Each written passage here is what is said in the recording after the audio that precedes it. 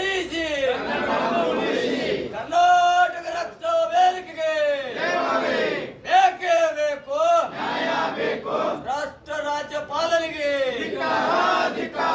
ರಾಷ್ಟ್ರ ಕೇಂದ್ರ ಸರ್ಕಾರಕ್ಕೆ ಎಲ್ಲಿವರೆಗೆ ಹೋರಾಟ ಯಾತಕ್ಕಾಗಿ ಹೋರಾಟ ಕನ್ನಡ ವಿರೋಧಿ ರಾಜ್ಯಪಾಲರಿಗೆ ರಾಷ್ಟ್ರ ಕೇಂದ್ರ ಸರ್ಕಾರಕ್ಕೆ ಹಿಂದಿ ಭಾಷೆ ಹೇರುತ್ತಿರುವ ಕೇಂದ್ರ ಸರ್ಕಾರಕ್ಕೆ ಹಿಂದಿ ಭಾಷೆ ಹೇರುತ್ತಿರುವ ಕೇಂದ್ರ ಸರ್ಕಾರಕ್ಕೆ ಹಿಂದಿ ಭಾಷೆ ಹೇರುತ್ತಿರುವ ಭ್ರಷ್ಟ ರಾಜಕಾರಣಿಗಳಿಗೆ ಬೇಕೇ ಬೇಕು ಭ್ರಷ್ಟ ಕನ್ನಡ ವಿರೋಧಿ ರಾಜ್ಯಪಾಲರಿಗೆ ರಾಜ್ಯಪಾಲನನ್ನು ಕಳುಹಿಸಿ ಹಿಂದಿ ಹೇರಿಕೆ ಮಾಡುತ್ತಿರುವ ಕೇಂದ್ರ ಸರ್ಕಾರಕ್ಕೆ ಕರ್ನಾಟಕದಲ್ಲಿ ಹಿಂದಿ ಹೇರಿಕೆ ಮಾಡುತ್ತಿರುವ ಕೇಂದ್ರ ಸರ್ಕಾರಕ್ಕೆ ಬೇಕೇ ಬೇಕು ಎಲ್ಲಿವರೆಗೆ ಹೋರಾಟ ಯಾತಕ್ಕಾಗಿ ಹೋರಾಟ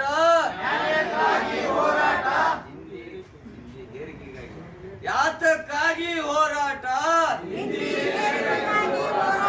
ಕೇಂದ್ರ ಸರ್ಕಾರಕ್ಕೆ ಸನ್ಮಾನ್ಯ ಶ್ರೀ ಟಿ ಎನ್ ನಾರಾಯಣಗೌಡರಿಗೆ ಕರ್ನಾಟಕ ರಕ್ಷಣಾ ವೇದಿಕೆಗೆ ರಾಜ್ಯಪಾಲರನ್ನು ಕಳಿಸಿ ರಾಜ್ಯಪಾಲರನ್ನು ಕಳಿಸಿ ಬೇಡವೇ ಬೇಡ ಬೇಡವೇ ಬೇಡ ರಾಜ್ಯಪಾಲರನ್ನು ಕಳಿಸಿ ಗಳಿಗೆ ಒಂದು ಅನುಕೂಲ ಮಾಡಿಕೊಟ್ಟಂತ ವಿಷಯ ಇವತ್ತು ಬಹಳ ಶ್ಲಾಘನೀಯವಾದಂಥ ವಿಷಯ.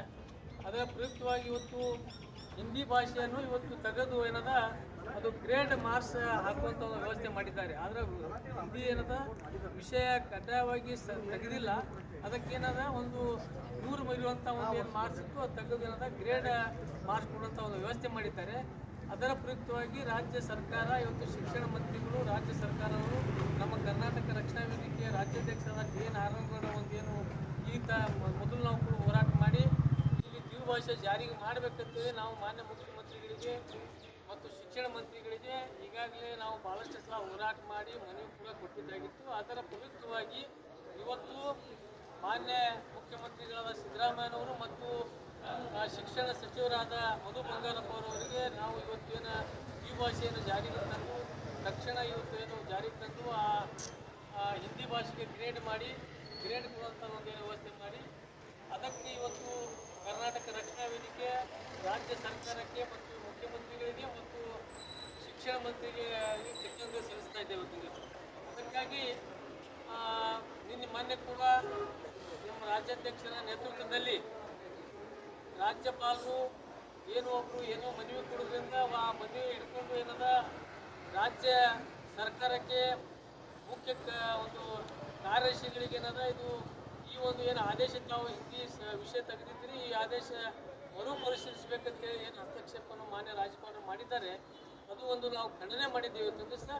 ಆ ಖಂಡನೆ ಮಾಡಿದ ಪ್ರಯುಕ್ತವಾಗಿ ಇವತ್ತು ಎಲ್ಲ ರಾಜ್ಯಾದ್ಯಂತ ಎಲ್ಲ ಜಿಲ್ಲಾಧಿಕಾರಿಗಳ ಮುಖಾಂತರ ರಾಷ್ಟ್ರಪತಿಗಳಿಗೆ ಮತ್ತು ಗೃಹ ಮಂತ್ರಿಗಳಿಗೆ ಕೇಂದ್ರ ಗೃಹ ಮಂತ್ರಿಗಳಿಗೆ ನಾವು ಮನವಿ ಸಲ್ಲಿಸ್ತಾ ಇದ್ದೇವೆ. ಇವತ್ತು ಇಂಥ ಒಂದು ಕನ್ನಡ ವಿರೋಧಿ ಕನ್ನಡದ ವಿದ್ಯಾರ್ಥಿಗಳ ವಿರೋಧಿ ನಾಡ ವಿರೋಧಿ ರಾಜ್ಯಪಾಲ ಈ ಒಂದು ರಾಜ್ಯಕ್ಕೆ ಬೇಡ. ಅದಕ್ಕಾಗಿ ತಕ್ಷಣ ಅವರಿಗೆ ವಾಪಸ್ ಕರೆಸ್ಕೊಳ್ಬೇಕಂತೇಳಿ ನಾವು ಕರ್ನಾಟಕ ರಕ್ಷಣಾ ವೇದಿಕೆ ಆಗ್ರಹ ಮಾಡಿ ಇವತ್ತು ಮಾನ್ಯ ಜಿಲ್ಲಾಧಿಕಾರಿಗಳ ಮುಖಾಂತರ ಮಾನ್ಯ ರಾಷ್ಟ್ರಪತಿಗೆ ಮತ್ತು ಮಾನ್ಯ ಕೇಂದ್ರ ಗೃಹ ಮಂತ್ರಿಗಳಿಗೆ ನಾವು ಮನವಿ ಸಲ್ಲಿಸ್ತಾ ಇದ್ದೇವೆ.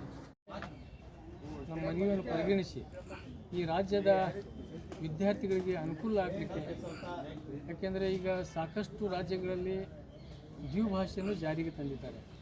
ಅದರ ಜೊತೆ ನಮ್ಮದು ಕೂಡ ಕರ್ನಾಟಕ ರಾಜ್ಯದಲ್ಲಿ ಕೂಡ ದ್ವಿಭಾಷೆ ಬರಬೇಕು. ಇದು ಹಿಂದಿ ಭಾಷೆ ಹೇರಿಕೆ ಮಾಡೋದ್ರಿಂದ ಎಲ್ಲ ಮಕ್ಕಳಿಗೆ ತೊಂದರೆ ಆಗ್ತಾಯಿದೆ. ಅದಕ್ಕಾಗಿ ಈ ಒಂದು ಫಲಿತಾಂಶಗಳಲ್ಲಿ ಮಕ್ಕಳ ಏನು ಒಂದು ಪರೀಕ್ಷಾ ಫಲಿತಾಂಶದಲ್ಲಿ 100ಕ್ಕೆ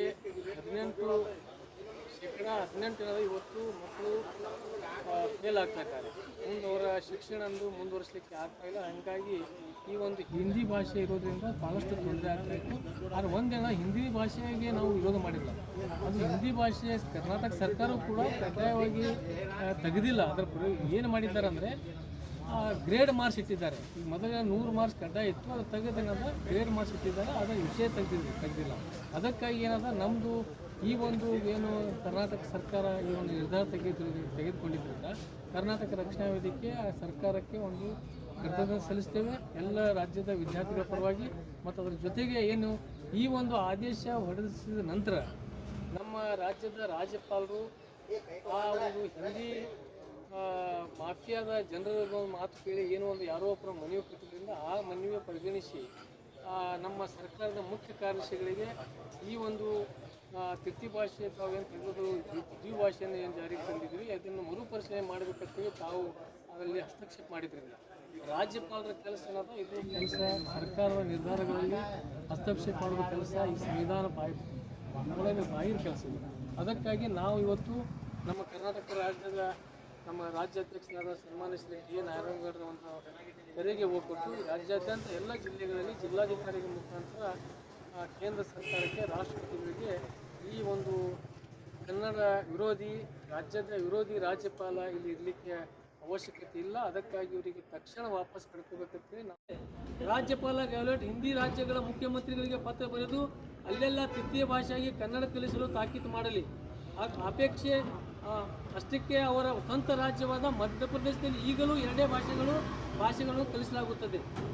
ಮೂರನೇ ಭಾಷೆಯನ್ನಾಗಿ ಕಡ್ಡಾಯವಾಗಿ ಕನ್ನಡ ಕಲಿಸುವಂತೆ ಅಲ್ಲಿನ ಸರ್ಕಾರ ಮೇಲೆ ಅವರು ಕೂಡ ಒತ್ತಡ ಮಾಡಬೇಕಂತೇಳಿ ಆಗ್ರಹಿಸುತ್ತಿದ್ದೇವೆ.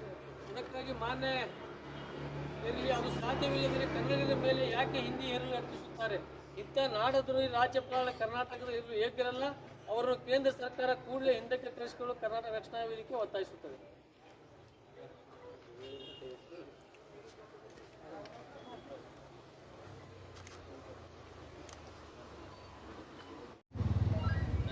Okay sir.